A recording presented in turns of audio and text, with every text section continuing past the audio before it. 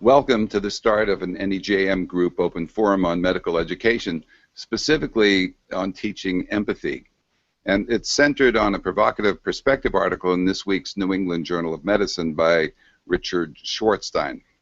We have several guests with us, and let me introduce them. The first is Robert Folberg, who's the founding dean of Michigan's Oakland University William Beaumont School of Medicine, and Jennifer Kesselheim, founding director of Harvard Medical School's new Master of Medical Sciences and Medical Education program. We have Will Jaffe, a fourth-year student at Nova Southeastern University College of Osteopathic Medicine, who will be coming to Tufts next year, I believe, for a first-year residency program. And we have Liselotte Dyrbye, who is a professor of medicine and medical education at Mayo Clinic and has written on medical student distress, which Will may need some advice on. And we have Tonya Fancher, who's the director of the Accelerated Competency-Based Education Program in Primary Care at University of California, Davis. Welcome to all of you. In his article, Dr. Schwartzstein initially takes up the question of whether the medical schools are admitting the right people. And he gradually shifts to the broader question of whether the medical system itself encourages the kind of behavior most often called insensitive that patients too often complain about. So let's start with a medical student. Let's start with Will Jaffe. Will, were your patients the first time that you encountered, you had to interact with the public? No. Can you hear me okay there? Yes, yes, you're fine. Okay, sorry about that. No, they weren't. I mean, so I was lucky enough to teach for a few years prior, and so in one sense it felt like that, you know, the intellectual skills of working with a group or working with people that you barely know, I think sort of started from there. But that was definitely not my first time. And I think unfortunately for a lot of people it is their first time. They've been maybe, you know, science majors or scientists, and they've done a lot of research in the past, and they don't get a lot of, you know, they don't get a lot of just direct experiences with the public in general. I was thinking that maybe a stint in a restaurant or say the betting window in a racetrack. I did work at a bakery and cafe for 3 years through my pre-med classes, so yeah, there's that too. You never know what they're going to throw back at you, right? No. All right, well, let's go to the more senior experts on the question, and I'll throw out a question to all of you. Does medical education need revamping? Shouldn't the best candidates get the acceptance letters? And of course, doesn't that mean presumptive A's in chemistry and, say, zoology all the time? Go ahead, Tonya, you're on. So I think that's a really complicated question. And clearly, the A's are important, but there's so much more to what you want out of a doctor. I think everyone wants their doctor to be smart, but everyone also wants their doctor to be empathetic, to be an excellent communicator, to be a leader. So I think those are the other pieces we need to recruit for as well. Yeah. Any other comments or reactions to that? Yeah, this is Lottie. I think our students come in the door very patient-centered and very empathic. And then there's a change that happens over the ensuing 4 years where, despite our efforts on many fronts to cultivate a high degree of professionalism and empathy, we really start to see a decline of those key professional competencies. And it's something in the learning environment that's driving that. I don't think it's the admission process that's broken. Rather, I think it's what happens to them once they come through our door. I would agree. I think that this is Jennifer. Can you hear me okay? Yes. Okay. If there is an issue with the admissions process, I think it's not about identifying the best people, but perhaps about identifying the individuals who would be most resilient and in some ways immune to whatever's happening in the learning environment. But to do that, we'd have to understand a lot more about these facets of the learning environment, at which point the best move might just be to address them directly rather than tackle them through admissions. So what is it, you know, when you say they should be immune to what's happening in the learning environment. That doesn't sound, I mean, these people aren't being pummeled or anything, I hope. So what is happening in the learning environment that you think they ought to build immunity to? Right. Sorry, go ahead, Lottie. I was just going to say, research shows that students come in with high degree of empathy. They also come in with less burnout and less depression than similarly aged kids, young adults who graduate from college and decide to pursue careers other than medicine. And then in the ensuing 4 years, what we see is that their empathy declines and their level of burnout, their level of depression gets much higher than U.S. peers of similar age who are doing something different. What we know is that students who are not in a pass-fail curriculum in the first 2 years, students who perceive that education is not really a priority for their faculty, students who experience harassment or belittlement, students who experience clerkship rotations that aren't well organized. These students are at higher risk for experiencing burnout, experiencing depression, and that's well correlated with reduction in empathy. So there's many sort of facets in the learning environment that I think is driving the loss of empathy that we're seeing in the students as they progress through school, and the correlating the sort of the increase in the burnout and the manifestations of distress. Yeah, this is Bob Folberg in Michigan. Good, Bob. May I speak? Yeah, okay, thank you. We have an advantage because we started a brand new medical school. We actually graduate our first class in a couple of weeks. So we obsessed for about 2 years before we ever opened the door. We arrived here at about 2008 and didn't matriculate our first class until 2011. And we focused on creating a learning environment that would generate a physician who would be, as was said previously, compassionate, empathetic, and also highly engaged. That was another criterion.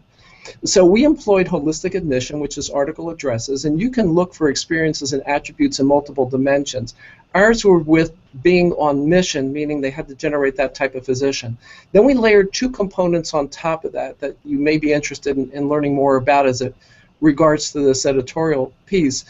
The first was a curriculum that emphasized that throughout 4 years.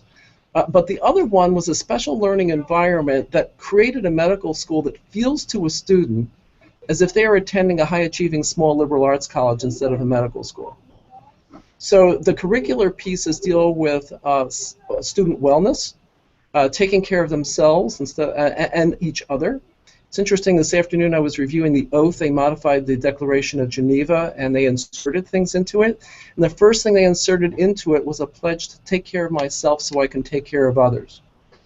And so we're now beginning to see the outcomes of this. And again, it's hard to change a work environment. I've been at other medical schools, a team that put this together.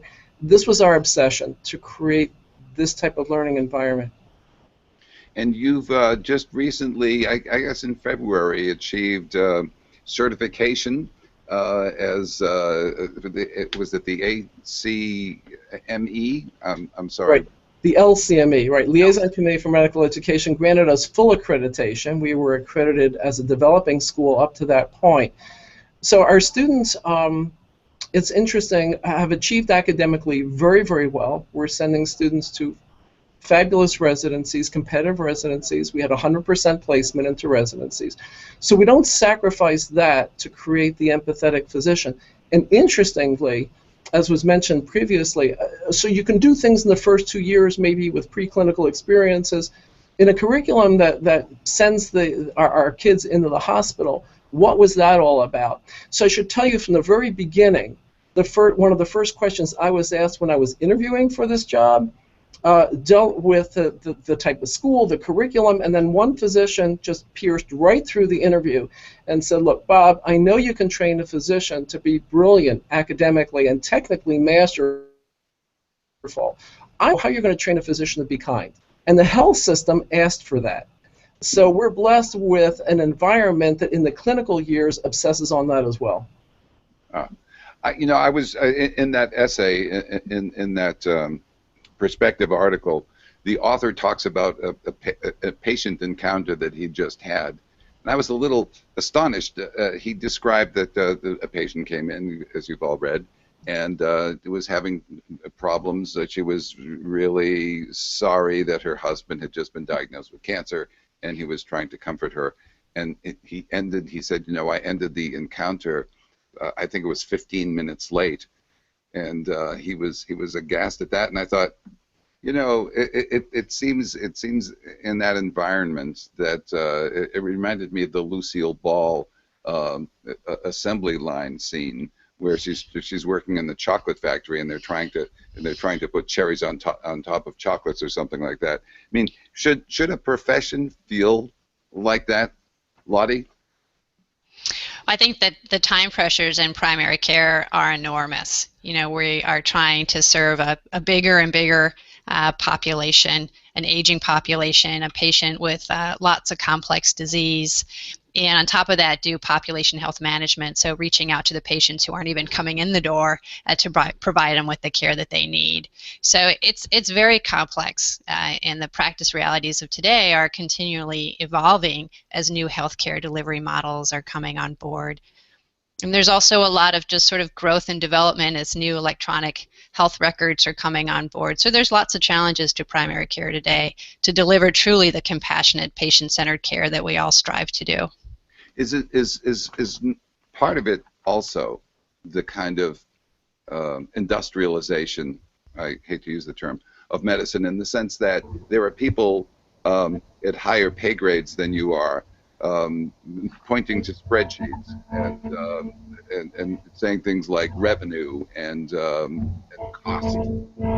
I think that is part of the equation. Things are changing rapidly in medicine, and some of it needs to change. We need to be more high value oriented. We need to have some difficult conversation with patients about what care they do need and what care that they really doesn't benefit them.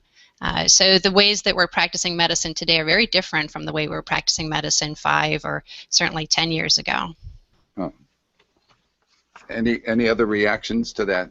Well, I would just add, this is Jennifer, that you know, interesting that with those shifts in care models that Lottie's referring to, and that Dr. Schwartzstein describes, those tensions, our trainees are observing all of that, and so that's some of the learning environment that we're getting at. I thought it was interesting that he said he was actually glad there wasn't a trainee with him that day, because he would need to, you know, debrief about the encounter, and then he would just fall further behind.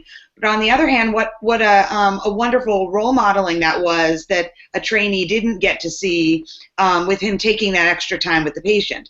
But the presence of a trainee might make a provider even less likely to take that extra time and have that human connection. So it's a little bit of a catch-22 that affects, you know, what our trainees see and the role modeling they're exposed to. So we get kind of a glimpse into the training environment even through that one point.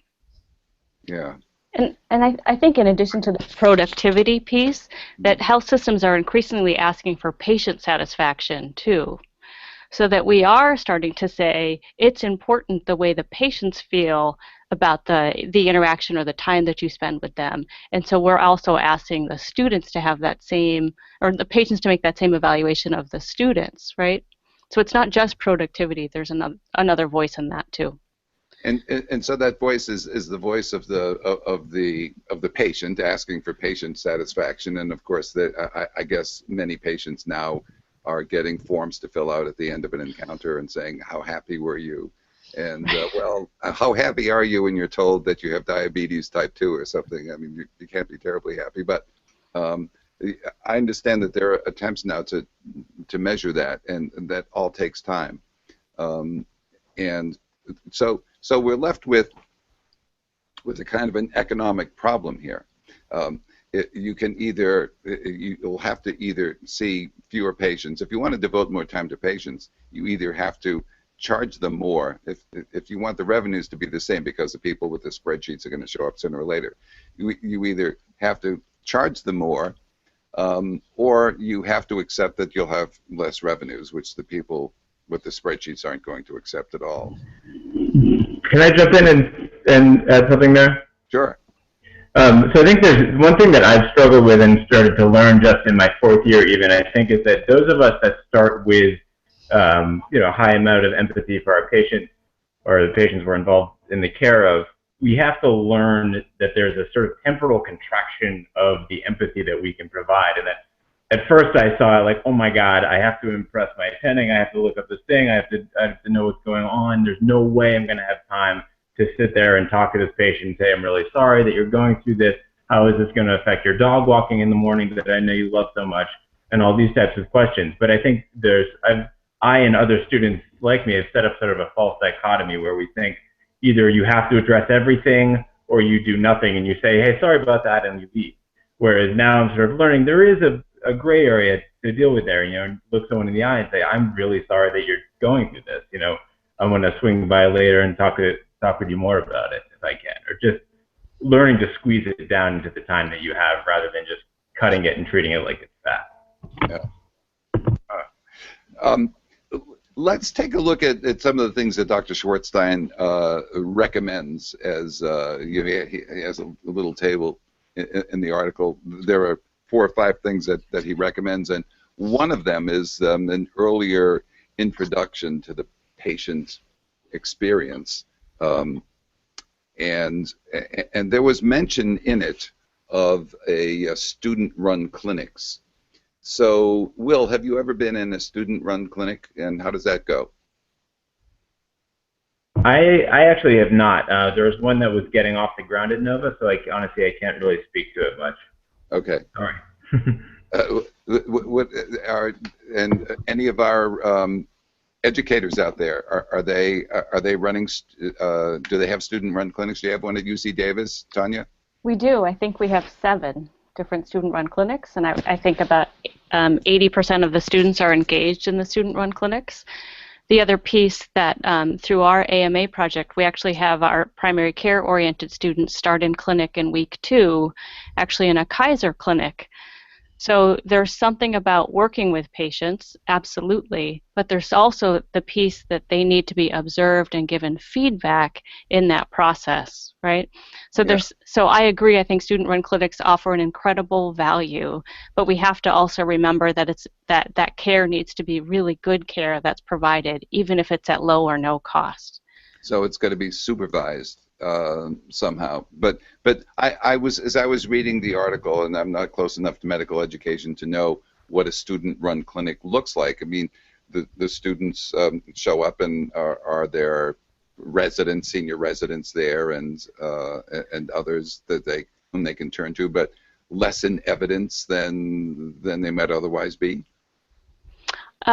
Yes, there's always supervision. There's lots and lots and lots of supervision, but there tend to be 10 times as many students there as there are supervisors. And really, I think the culture of student-run clinics is about service, right? Providing care, and that what makes them student-run is that the senior student is teaching the junior student in that moment. Okay. So if we're not attending to how we teach the senior students, like Will, right, those are the ones that are passing on the knowledge and skills, even though there's always supervision.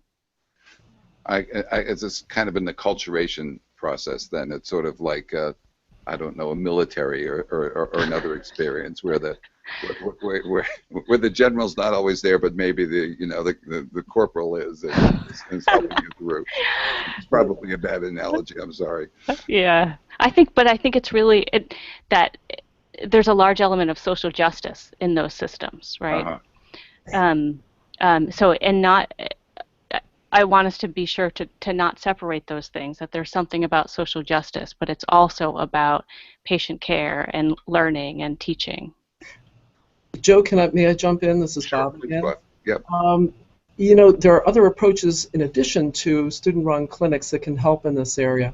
So we actually begin teaching communication skills about the first or second week that students arrive, and interestingly, it's not done by physicians, it's done through our School of Education, our counseling unit.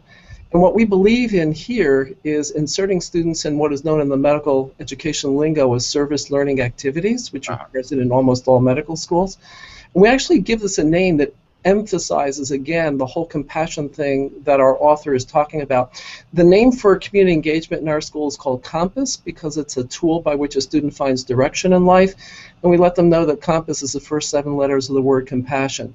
So when they go out into the community and they apply only the skills. We will never put a student in a clinical experience for which they have not been exquisitely trained. So in the early parts of the year, it may be taking a history, it may be checking a body mass index, it may be a finger stick for a diabetes screening, and then they have graded responsibility. That happens in so-called student-run clinics also. But there are other ways that we can introduce them into the school, and we find that our students, by the time that they're ready for the full-blown clinical experience, because of the graded responsibility, the emphasis on the communication and listening skills, are doing very well with an empathetic and very receptive patients. Our patients are very, very complimentary of the students' experience, their experience with our students. Jennifer, I wanted to ask you about the second point, the careful selection of clinical faculty. Is it ever the case that clinical faculty are taken aside and said, and told, Billy, you're doing something wrong here because people are coming out of your clinics in tears?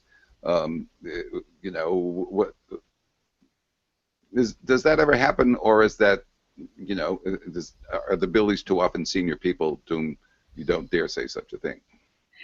Right. It's a really interesting point. I think as Dr. Shortstein mentions, it's fairly rare for a clinician, particularly someone senior, to be told that they can no longer supervise trainees. It has to be a fairly extreme sort of outlier circumstance that, in my experience, has led to that kind of a move. Short of that, you know, we are working hard to have, at least at the institutions where I work, to have clinical faculty receive feedback on their teaching from the trainees, just as we work to have the faculty, those same faculty, give feedback to the trainees, and to have that feedback be frequent and bidirectional. And I know I personally learn a great deal from what my trainees have told me through that setting. But because of the hierarchical nature of medicine, there's always a filtering that goes through. So how can a clinical faculty member really improve? Maybe it needs to be more about peer evaluation and observation at the same level of the hierarchy, than depending on trainees to let us know how we're doing. But I will say that the selection of clinical faculty has another important aspect to it, which is that many have argued for a smaller number of faculty to interact with students, both in the preclinical years and later, so that students can have more continuity in their supervision, more continuity and consistency in the expectations placed upon them, and in general can be exposed to less variability in the clinical learning environment, and that there can be more longitudinal relationships that way formed between trainees across the continuum of medical education and their supervisors. And so weeding out individuals who aren't fulfilling our training mission would be one nice way to start kind of paring down those numbers. But again, there are a lot of challenges. So mentoring seems very key in that approach. Absolutely. There was another thing that he mentioned about measuring interpersonal skills, and finding the instruments to measure that. And I thought, oh, here comes another form to fill out. And so, Lottie, what do you think?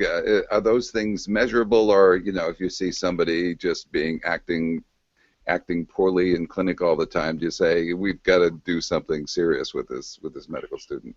What do you think? Well, all schools really have observed, structured clinical exams where the students sort of, they rotate through a variety of clinical scenarios with a trained patient, what we call a standardized patient, and then the student receives lots of feedback around their communication skills, both from the standardized patient, and in many schools there are also faculty trained observers who provide students with feedback.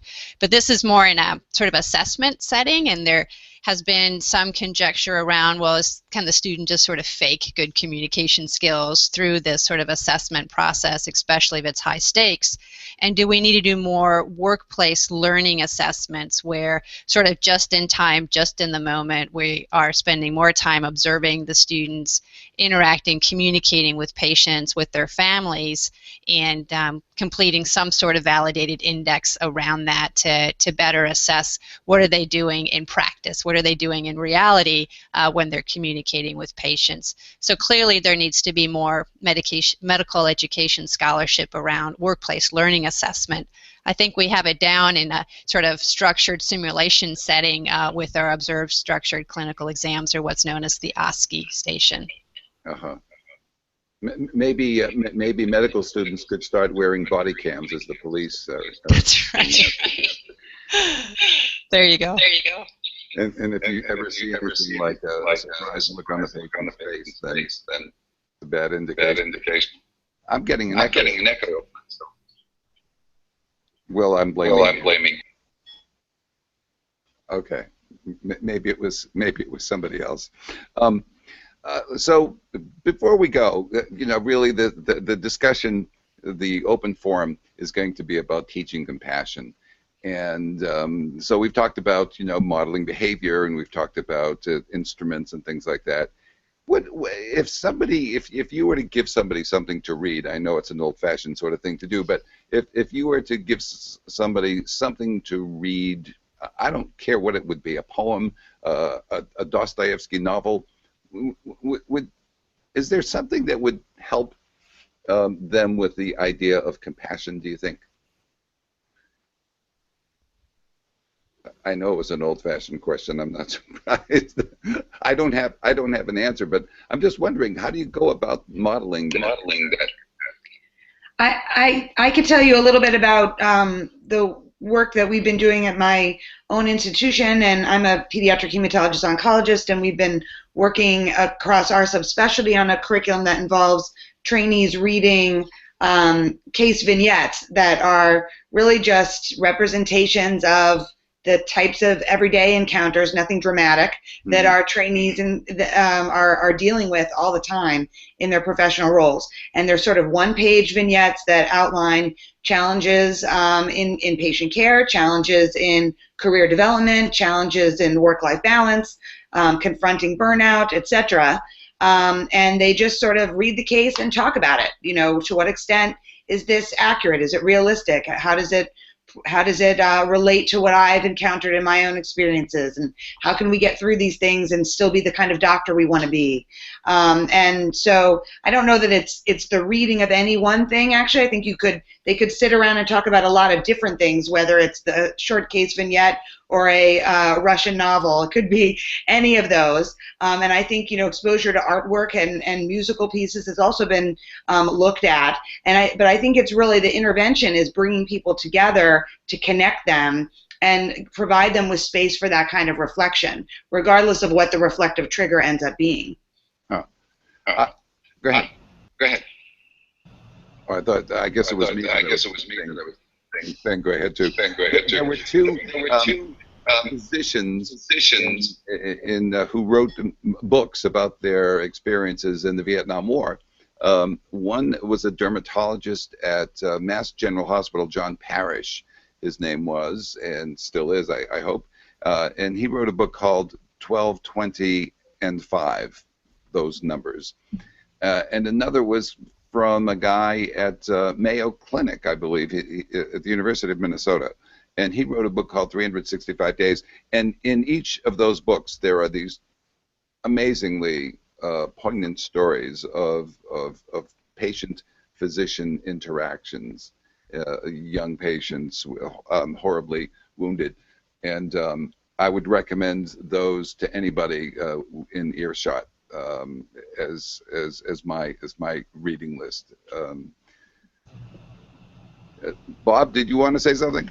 I did. In addition, Joe, to the readings and the reflections, which most medical schools build into their curriculum at some point, we've taken an approach that was interesting to us, and that is we believe that students have to practice empathy and compassion every day that they're in medical school. And for us, that becomes a learning environment that is so finely tuned that they're practiced with each other, whether it be in a classroom setting, a small breakout setting. We want them to experience what it's like to be a patient as they're a student on the receiving end of compassion.